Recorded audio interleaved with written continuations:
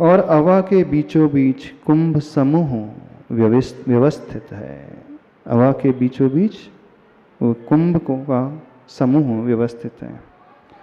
सब लकड़ियों की ओर से अवरुद्ध कंठा ही हो बबूल की लकड़ी अपनी अंतिम अंतर वेदना कुंभकार को दिखाती है और उसकी शोकाकुल मुद्रा कुछ कहने का साहस करती है, क्योंकि जिसे जलना है, मरना है, शोक में तो वह डूब ही जाता है कि अब मेरा अंत समय आ रहा है। लकड़ी का भी अंतिम संस्कार, वैसे लकड़ी दूसरों के अंतिम संस्कार में काम आ रही है, पर वो बबूल की लकड़ी सोच रही है कि मेरा स्वयं का ही अंतिम संस्कार हो रहा है, आग लग जाएगी तो फिर मैं भी। जन्म से ही हमारी प्रकृति कड़ी है, हम लकड़ी जो रही लगभग धरती को जा छू रही हैं, हमारी पाप की पालड़ी भारी हो रही है। क्या कह रही है वो? जन्म से ही हमारी प्रकृति कड़ी है, नरम नहीं है, कठोर है। लकड़ियां कठोर होती ना। हम लकड़ी जो रही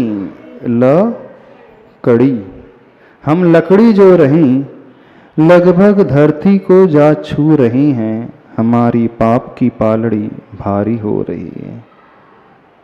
पाप बहुत बढ़ता चला जा रहा है जब उसकी पालड़ी मीन्स तराजू का जो, क्या बोलते हैं उससे आप? अच्छा, तराजू का पलड़ा। हाँ, पालड़ी। तो पाप की पालड़ी भारी हो पड़ी है। हमसे बहुत दूर पीछे पुण्य की परिधि बिछड़ी है, क्षेत्र की ही नहीं काल की भी दूरी हो गई है।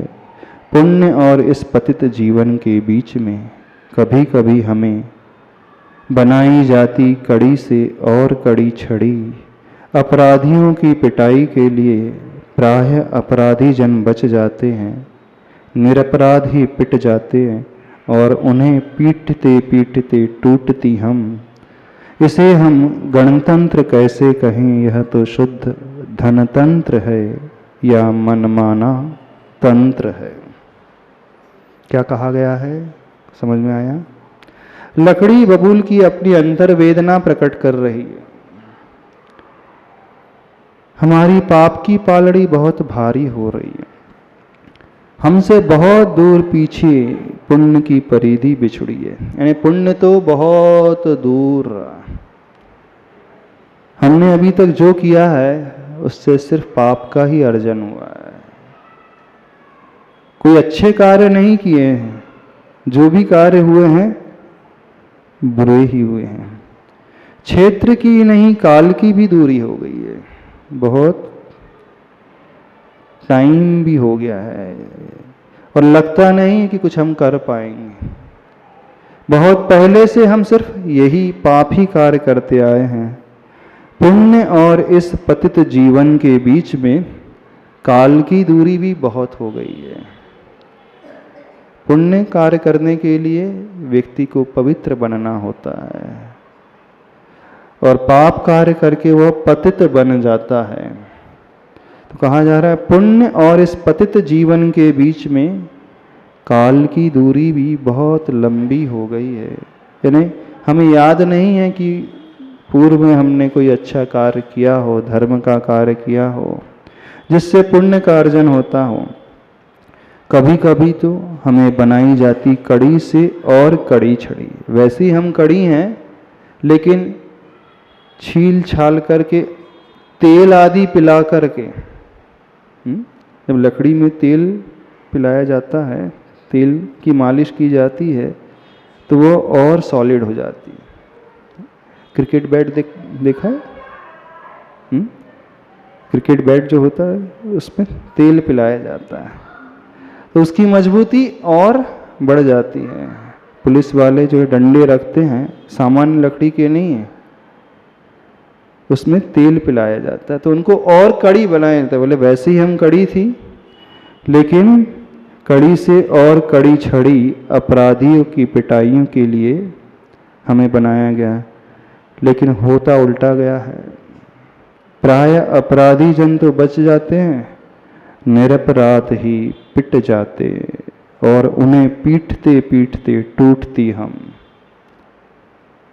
आचार्य भगवान व्यंग कस रहे हैं। आज जो वर्तमान में परिस्थिति है, बहुत सारे निरपराधी फंस जाते हैं, जो गरीब रहते हैं, जो कुछ कर नहीं पाते, अफोर्ड नहीं कर पाते हैं। ऐसे अपराधों में जो भीड़ आदि में होते हैं तो उनको उनके नाम लिख दिए जाते हैं, तो उन्हीं की पिटाई जाती हो जाती है और पीटते पीटते वो स्वयं टूट जाते हैं। इसे हम गणतंत्र कैसे कहें, यह तो शुद्ध धनतंत्र है या मनमाना तंत्र है। वैसे भारत देश में इंडिया कंट्री जो है रिपब्लिक कंट्री मानी जाती है ना, गणतंत्र प्रजासत्तात्मक राज्य है। गणतंत्र मतलब हर प्रजा जो है अपने आप में अहमियत रखती है, हर व्यक्ति का अपना अधिकार होता है, हर व्यक्ति अपने अधिकार के अनुसार अपनी बात रख सकता है। अन्याय आदि का यदि उस पर प्रयोग किया जाता है तो न्याय के पक्ष के लिए वह सामने आकर के अपनी बात बहुत अच्छे से रख सकता है। गणतंत्र वो कहलाता है जहाँ किसी का शोषण नहीं होता है, सबको समान राइट, समान अधिकार होते हैं, चाहे वो छोटा हो, चाहे बड़ा हो, चाहे गरीब हो, चाहे अमीर हो, चाहे पुरुष वर्ग हो, चाहे महिला वर्ग हो। ये राजसत्ता नहीं है, तानाशाही नहीं है, डिक्टेटरशिप नहीं है यहाँ पर कि एक ने ऑर्डर पास किया तो किसी की सुनी नहीं जाएगी। जो राजा ने कह दिया सो फुल एंड फाइनल। अच्छा हो तो भी डिसीजन मानना पड़ेगा और बुरा हो डिसीजन तो भी उसे एक्सेप्ट करना ही होता है। कोई उनके खिलाफ आवाज़ नहीं उठा सकता। लेकिन गणतंत्र की एक विशेषता है, यदि प्रधानमंत्री भी कोई अपराध करे, वो हमें सताए, तो उनके खिलाफ भी आवाज़ उठाई जा सकती है कोर्ट में, अदालत में जाकर के। न्यायपालिका जो होती है, विधि पालिका जो होती है और राजनेता होते हैं, तीन प्रकार से भारत की स्थिति चलती है। यानी व्यक्ति अमीरों के द्वारा किए गए अत्याचार को भी कोर्ट में जाकर के उसके लिए न्याय मांग सकता है। यह अधिकार प्रत्येक व्यक्ति को गणतंत्र में मिला हुआ है। पर जब ऐसी स्थिति होती है कि अपराधी तो छूट जाते हैं, निरपराधी ही पिटते रहते हैं, तो आचार्य भगवान कह रहे हैं इसे हम गणतंत्र कैसे कहें, यह तो शुद्ध धनतंत्र है, जिसकी लाठी उसकी भैंस वाली स्थिति हो गई है। जो पावरफुल है, पैसे वाला है, वो कुछ भी करा सकता है। यह तो यह शुद्ध धनतंत्र है अथवा मनमाना तंत्र है, जिसकी जो मर्जी आए वो करने के लिए तत्पर हो जाता है। इस अनर्थ का फल रस हमें भी मिलता है चखने को, और यह जो हमें निमित्त बनाकर निरपराध कुंभ को जलाने की साध चली है। Page number 272। एक और हत्या की कड़ी,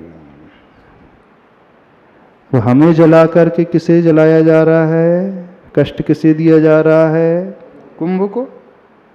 उसके भी भागीदार है ना, हम ही बनेंगे।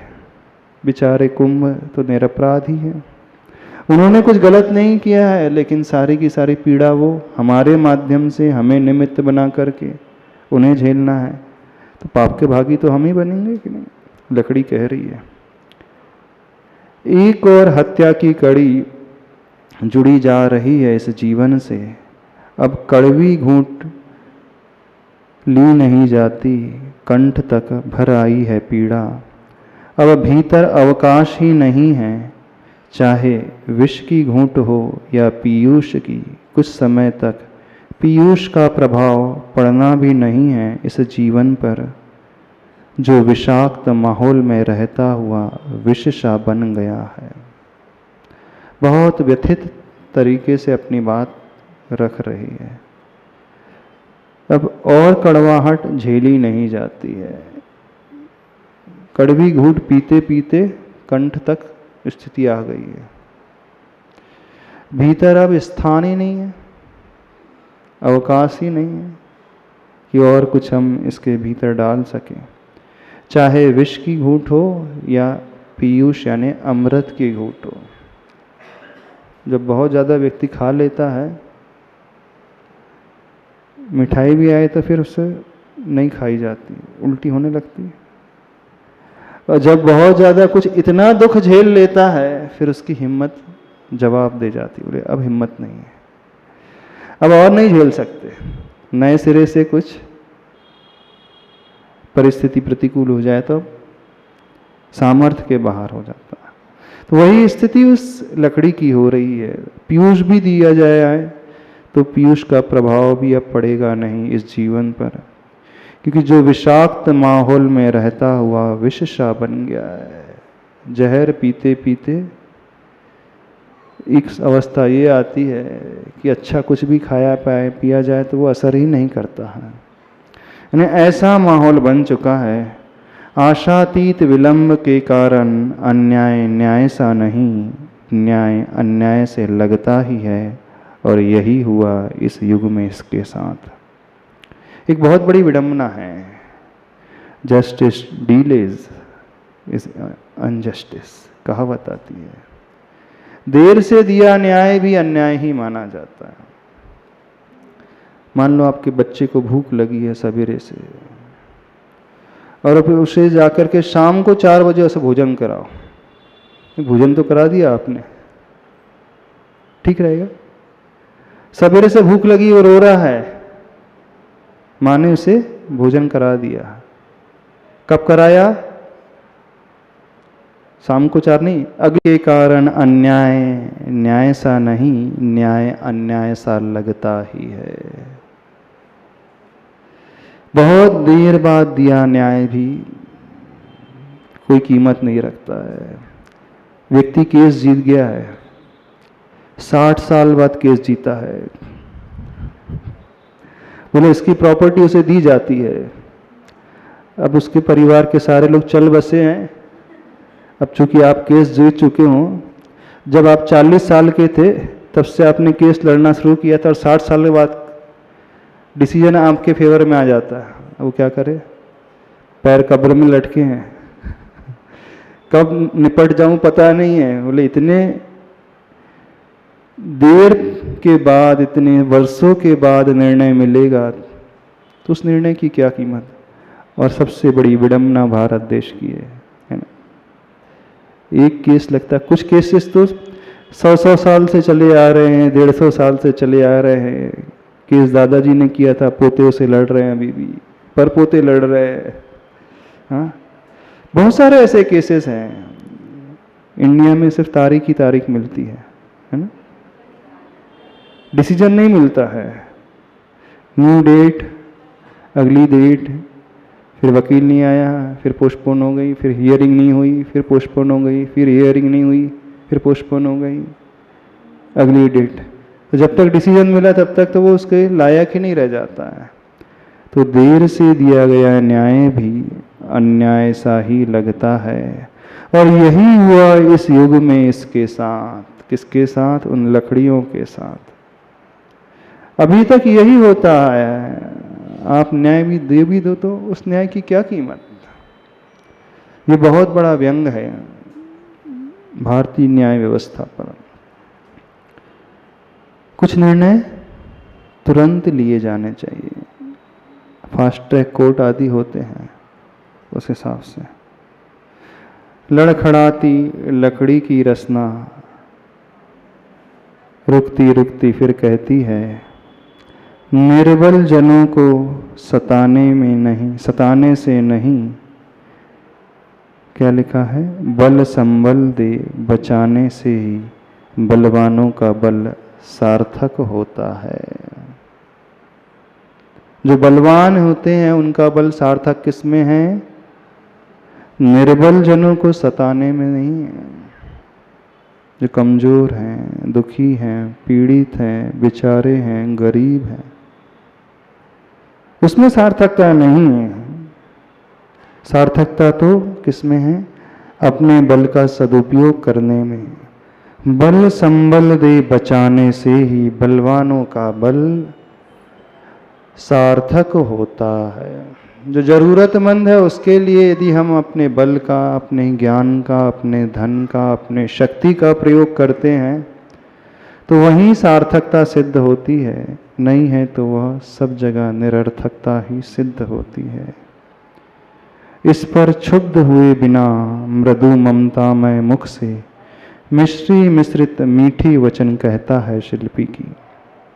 लकड़ी की इन बातों को सुनकर अब शिल्पी क्षुब्ध नहीं होता है। बड़े मीठे वचनों से लकड़ी को संबोधन करते हुए कहता है कि क्या कह रहा है?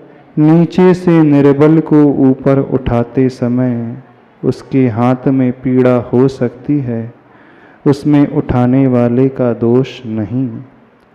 उठने की शक्ति नहीं होना ही दोष है। हाँ हाँ, उस पीड़ा में निमित्त पड़ता है उठाने वाला। बस इस प्रसंग में भी यही बात है।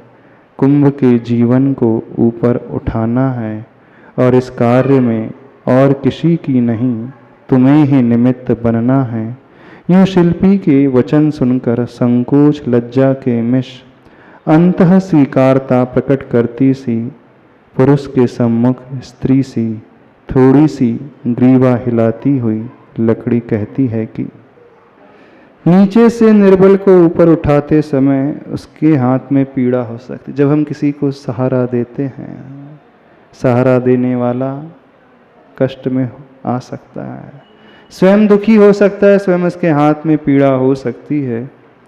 उसमें उठाने वाले का दोष नहीं, बल्कि क्या, उठने की शक्ति नहीं होना ही दोष है। हाँ हाँ, उस पीड़ा में निमित्त पड़ता है उठाने वाला। बस इस प्रसंग में भी यही बात। कौन से प्रसंग में? कुंभ को मजबूत बनाना है, प्रसंग यहाँ पर यह है। कुंभ को सहारा देना है, उसकी विकृतियों को दूर करना है, कुंभ के जीवन को ऊपर उठाना है और इस कार्य में और किसी को नहीं, तुम्हें ही निमित्त बनना है। किसे? उन लकड़ियों को, बबूल आदि की लकड़ियों को।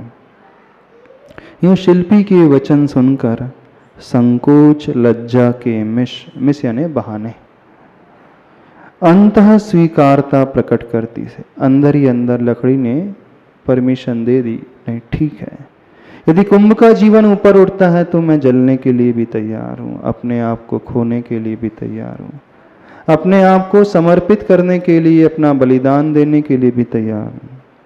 स्वीकारता दे दी। कैसे?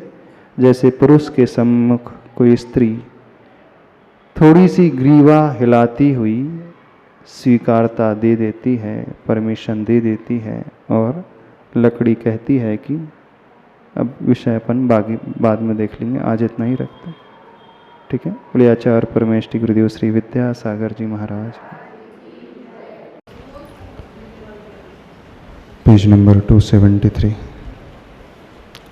चतुर्थ खंड मुखमाटी महाकाव्य का। अग्नि की परीक्षा की तैयारी उस कुंभ के लिए चल रही है। लकड़ियों का ढेर सजाया गया है और लकड़ी ने अपनी कुछ अंतर्वेदना सम्मुख रखी थी शिल्पी के।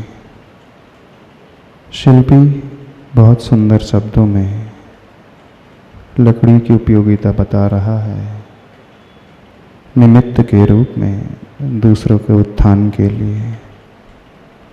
उन वचनों को सुनकर संकोच और लज्जा के बहाने अंतः स्वीकारता प्रकट करती पुरुष के सम्मुख स्त्री सी थोड़ी सी ग्रीवा हिलाती हुई लकड़ी कहती है कि यहाँ तक कल वर्णन हो गया था। जो शिल्पी ने कहा दूसरों को ऊपर उठाने के लिए, हमें सहयोग देना होता है। और जब दूसरों को ऊपर उठाया जाता है, थोड़ा दर्द हमें भी झेलना पड़ता है, सहन करना पड़ता है। कुंभ के जीवन को भी ऊपर उठाना है, थोड़ा सा कष्ट स्वयं को भी झेलना होता है।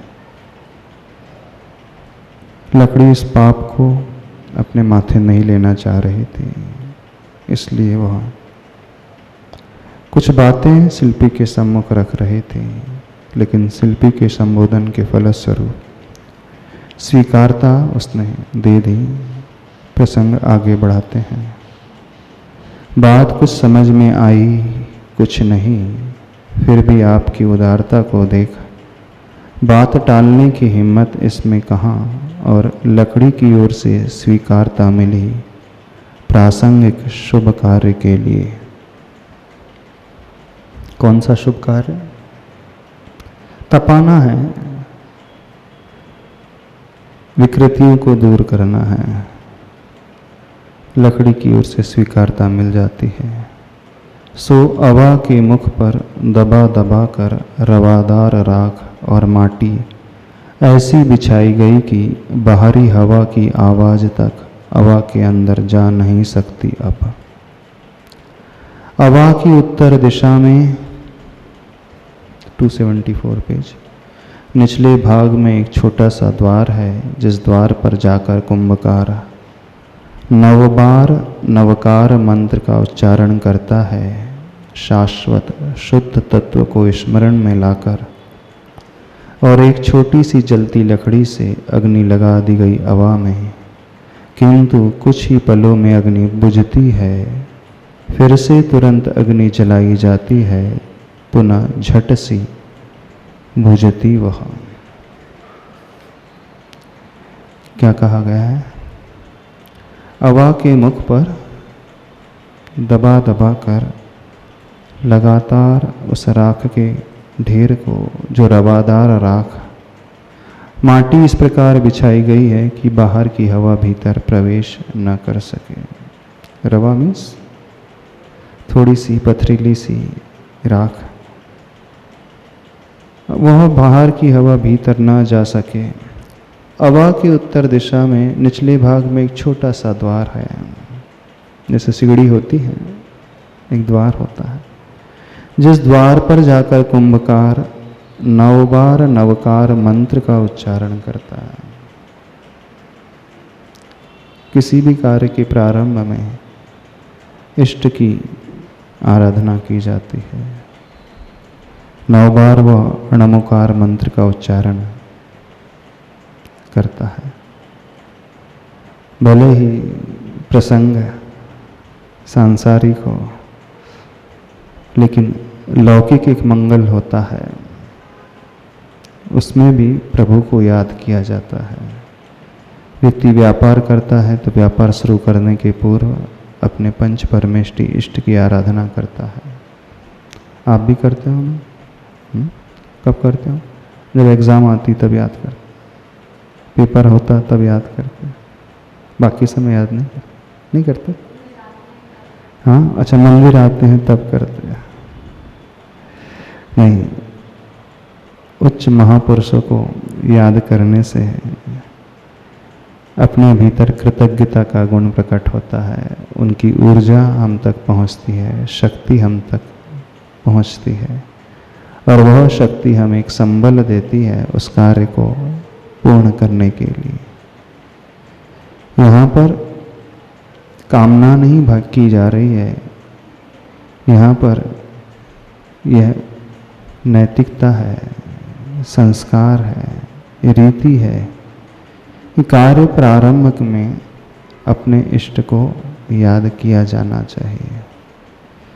ये कोई निदान आदि की बात नहीं है कि भगवान का नाम ले रहे हैं, मेरा कार्य सफल हो जाए, उस दृश्य को ध्यान में रखते हुए नहीं।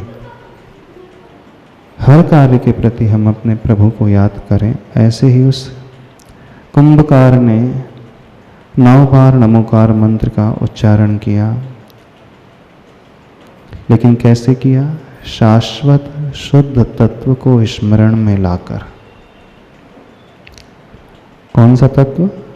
शुद्ध तत्व, और वह भी शाश्वत। क्या होता है शाश्वत शुद्ध तत्व? शाश्वत का अर्थ होता है अमर, मिटता नहीं, जो कभी समाप्त नहीं होता। और शुद्ध तत्व वो जीवात्मा, सिद्धात्मा, सिद्ध परमेष्टि। वो सिद्ध बन गए हैं तो अनंत काल के लिए फिर हमेशा सिद्ध ही रहेंगे, पुनः वो अशुद्ध नहीं होंगे। इसलिए उन शाश्वत तत्व को, शुद्ध तत्व को स्मरण में ला करके, एक होता है भक्ति में अरिहंत प्रभु को, आचार्य आदि को, गुरुओं को स्मरण किया जाता है। लेकिन जो व्यक्ति इनसे भी कुछ ऊपर उठकर कुछ पाने की कामना रखता है, वो अरिहंत भगवान को स्मरण नहीं करता, वो सिद्ध परमेष्टि का स्मरण करता है। मुनिराज हैं, साधु परमेष्टि, आचार्य परमेष्टि, उपाध्याय परमेष्टि, वे हमेशा सिद्ध भक्ति करते हैं। श्रावक लोग पंच परमेष्टि की भक्ति करते हैं। आपके लिए जो मंगल होते हैं, आप उन्हें पंच परमेष्टि को स्मरण में लाते हैं, 9 बार नमोकार मंत्र का जाप करते हैं। लेकिन जो शाश्वत पद को पाने के इच्छुक होते हैं, शुद्ध पद को पाने के इच्छुक होते हैं, वे जो हैं हमेशा शुद्ध भक्ति करते हैं। इसलिए मुनियों के आवश्यक में, हर आवश्यक में सिद्ध भक्ति जुड़ी होती है। चाहे आचार भक्ति करना हो, गुरु की भक्ति करना, उससे पूर्व सिद्ध परमेष्टि को याद किया जाता है। आहार करने जाते हैं, उससे पूर्व सिद्ध भगवान को याद करते हैं। आहार समाप्त करते हैं, उसके पश्चात सिद्ध परमेष्टि को। शुद्धि आदि के लिए जाते हैं, उसके पश्चात सिद्ध परमेष्टि को। केशलोंच करते हैं, उससे पूर्व और अंत में सिद्ध परमेष्टि को। यानी साधुओं की हर आवश्यक, हर क्रिया में सिद्ध भक्ति जोड़ दी गई है, और वो करते हैं क्योंकि उनका अंतिम लक्ष्य सिद्धत्व को पाना ही होता है, अरिहंत को पाना नहीं होता है। क्योंकि अरिहंत पद भी शाश्वत पद नहीं होता है, वो भी नश्वर पद होता है। तो शाश्वत की जो इच्छा करता है वो सर्वोत्कृष्ट इच्छा होती है। जो आध्यात्मिक होता है वो हमेशा शाश्वत पद को, आत्म तत्व को भाता है और उसी की कामना करता है। अब लेकिन जो एकदम अध्यात्म के स्तर पर नहीं पहुंच पाता है, संसार के क्षेत्र में रहता है, उसे सारी व्यवस्थाएं चाहिए, सारी अनुकूलताएं चाहिए, तो वह नमोकार मंत्र का स्मरण करता है। तो यहाँ पर शिल्पी कर तो नमोकार मंत्र का स्मरण है, लेकिन उससे पूर्व शाश्वत शुद्ध तत्व को स्मरण में ला रहा है। शिल्पी यहाँ पर और कोई नहीं है, वो परम योगी की भांति वह जीव है, वो गुरु की भांति जीव है। क्योंकि शिल्पी ही तो उस माटी से कुंभ को निर्मित कर रहा है, गुरु ही तो उस शिष्य को ऊपर उठाते हैं, सिद्ध की यात्रा तक प्रेरित करते हैं, मार्गदर्शन देते हैं, चलाते हैं, दीक्षा देते हैं, शिक्षा देते हैं, प्रायश्चित देते हैं, शुद्ध करते हैं। तो इस पूरे मूक माटी को महाकाव्य में शिल्पी किसकी भूमिका अदा कर रहा है? एक परफेक्ट की भूमिका अदा कर रहा है, उस गुरु की भूमिका अदा कर रहा है। उसका स्वभाव भी बिल्कुल हमेशा समता में रहने वाला, उद्वेलित होने वाला नहीं, भय से डरने वाला नहीं, प्रभावित होने वाला नहीं।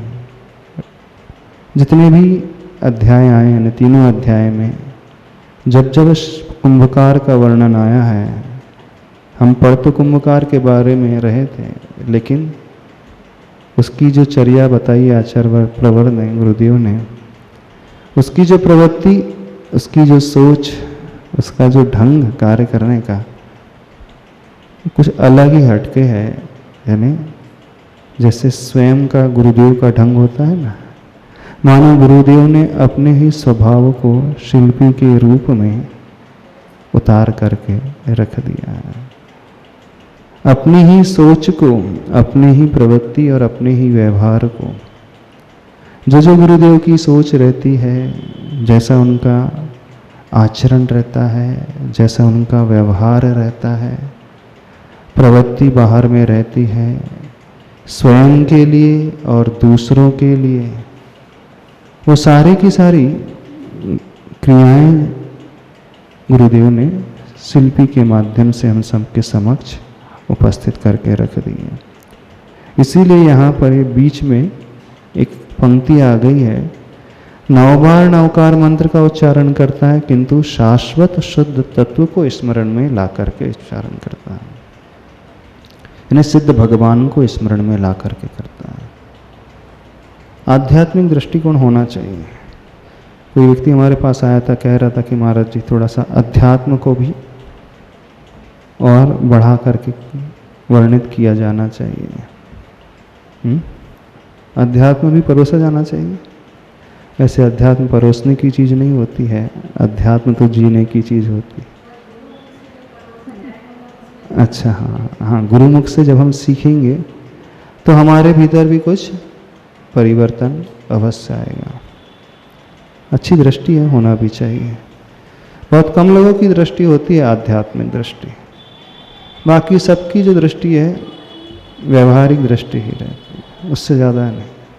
और धर्म के क्षेत्र में भी वो बात व्यवहारिकता को लेकर के ही चलता है। उसका लक्ष्य जो है शाश्वत तत्व नहीं होता है, उसका लक्ष्य कुछ और ही होता है, अधिकांशतः ऐसा ही देखने में आता है। अब इतनी ऊंची सोच लाना भी बहुत बड़ी बात होती है, नहीं होती बड़ी बात, क्योंकि आध्यात्मिक बनने के लिए सर्वप्रथम उदासीन बना जाता है। उदासीन समझते हो क्या होता है? आध्यात्मिक होने के लिए सर्वप्रथम उदासीन हुआ जाता है। उदासीन मतलब संसार के राग रंग उसे रुचते नहीं है, ज़्यादा इंटरेस्ट नहीं आता है। कहाँ पे? संसार में रहने में, इंद्रियों के विषयों में, खाने पीने में, घूमने फिरने में, पहनने ओढ़ने में, शोबाजी करने में, प्रदर्शन में, दर्शन में, है ना, सजाने में, श्रृंगार में, यानी जो जो शरीराश्रित होता है उसमें उसे इंटरेस्ट नहीं आता। अध्यात्म का अर्थ ही होता है जो आत्मा के अधि यानी निकट रहता है, और जो आत्मा के निकट होता है वो शरीर से परांगमुख हो जाता है। फिर वो शरीर की केयर, बॉडी की केयर नहीं करता है, सिर्फ आत्मा की केयर करता है। उसकी हर एक्टिविटी में जो लक्ष्य होता है आत्मा का ही, परमार्थ को, सोच को लेकर के वो चलने वाला होता है। ऐसी सोच गहरी सोच होती है, बहुत हायर स्टेज की सोच होती है। अब आप लोग इतने रचे पसे हों घर गृहस्थी में, विषय कषायों में, है ना, ऐशो आराम में, लेविश लाइफ जीने में, नहीं उसी में आनंद आता है कि नहीं आता है? उसी में आनंद आता है, किसमें आता है? नहीं, खाने पीने में आनंद आता है कि नहीं? बढ़िया, अच्छा टेस्टी फूड चाहिए, घूमना फिरना है, फुल्ली एंजॉय जो होता है ना, नहीं होता। अब इस एज में तो उदासीन वृत्ति आएगी नहीं, वैराग्य तो आएगा नहीं आप लोगों को, क्योंकि राग की एज है, तो राग का ही भाव आएगा, नहीं आएगा। वैराग्य कब आता है? बुढ़ापे में बुढ़ापे में जब सीनियर सिटीजन हो जाते तब। हाँ, वैराग्य के भाव कब उमड़ेंगे? जब रिटायरमेंट हो जाएगा तब, जब सारी रिस्पॉन्सिबिलिटी से ऊपर उठ जाएंगे, जब करने के लिए कुछ बाकी नहीं रहे, तो परिस्थितियां हो गई हैं इस कारण फिर तो वो वैराग्य थोड़ी कहा जाएगा। फिर उसके संसार, क्योंकि अब वो सब कुछ खा पी लिया है, घूम घाम लिया है, सारे ऐशो आराम उसने जी लिए हैं, तो बोले अब थोड़ा सा धर्म भी कर लो, कुछ अपने आप को बदल लो, अपने अगले भाव की तैयारी भी कर लो। हाँ, खैर वो भी वैराग्य तो कहा जाता है, पर एक वैराग्य वो होता है जो युवा उम्र में ही आ जाता है। यानी जब संसार में एंजॉयमेंट की एज होती है, उस समय यदि कोई निकल पड़े तो समझना उसका वैराग्य थोड़ा सा गहरा है। जैसे आचार्य भगवान यंग एज में ही घर बार छोड़ करके, राग के पथ को छोड़ करके वैराग्य के पथ की ओर अग्रसर हो गए थे। तो जो बाल ब्रह्मचारी हो जाते हैं उनका वैराग्य थोड़ा सा अलग प्रकार का हो जाता है ना, जैसे गुरुवर का। बाकी उम्र के पड़ाव के साथ जब बाल झड़ जाते हैं, दांत निकल जाते हैं, कमर झुक जाती है, गर्दन हिलने लगती है, पाचन शक्ति कमजोर हो जाती, खाया जाता नहीं है, सुना जाता नहीं है, देखा नहीं जाता है, कुछ दिखाई पड़ता नहीं है, हाँ पछता नहीं है कुछ, तो बोले ऐसा करो अब तो सब छोड़ झाड़ दो। खैर उसका भी निषेध नहीं है आगम में, क्योंकि उम्र के उस पड़ाव में भी दीक्षा लेकर के कल्याण करने वाले हुए हैं, ऐसा नहीं है। उम्र यदि 3 दिन भी बाकी है उस समय भी दीक्षित होकर के वे ऊपर सर्वार सिद्धि तक पहुंच गए हैं, मुक्ति तक भी पहुंच जाते हैं। ऐसे भी उदाहरण आगम में सुनने को पढ़ने को मिलते हैं। लेकिन जब बात आध्यात्मिक दृष्टिकोण की चल रही है तो ये तब होता है जिसकी रुचि जो है आत्मा की ओर होती है, जिसका इंटरेस्ट आत्म तत्व की ओर होता है, वही वहां तक आ सकता है। तो यहाँ पर जो शिल्पी की भावना शिल्पी की नहीं है बल्कि आचार्य भगवान की ही भावना है, ऐसा हम समझ करके चले। तो वह शाश्वत शुद्ध तत्व को स्मरण में लाकर और एक छोटी सी जलती लकड़ी से अग्नि लगा दी गई अवा में, किंतु कुछ ही पलों में अग्नि बुझती है, फिर से तुरंत अग्नि जलाई जाती है, पुनः झट से बुझती वह, फिर वह बुझ जाती है। यह जलन बुझन की क्रिया कई बार चली, तब लकड़ी को पुनः कहता है कुंभकार सौहार्द्र पूर्ण भाषा में, लगता है अभी इस शुभ कार्य में सहयोग की स्वीकृति पूरी नहीं मिली, अन्यथा यह बाधा खड़ी नहीं होती। इस पर कहती है लकड़ी पुनः सौम्य स्वागत स्वरों में कि नहीं नहीं, यह बाधा मेरी ओर से नहीं है, स्वीकार तो स्वीकार, समर्पण तो समर्पण, बाहर सो भीतर, भीतर सो बाहर।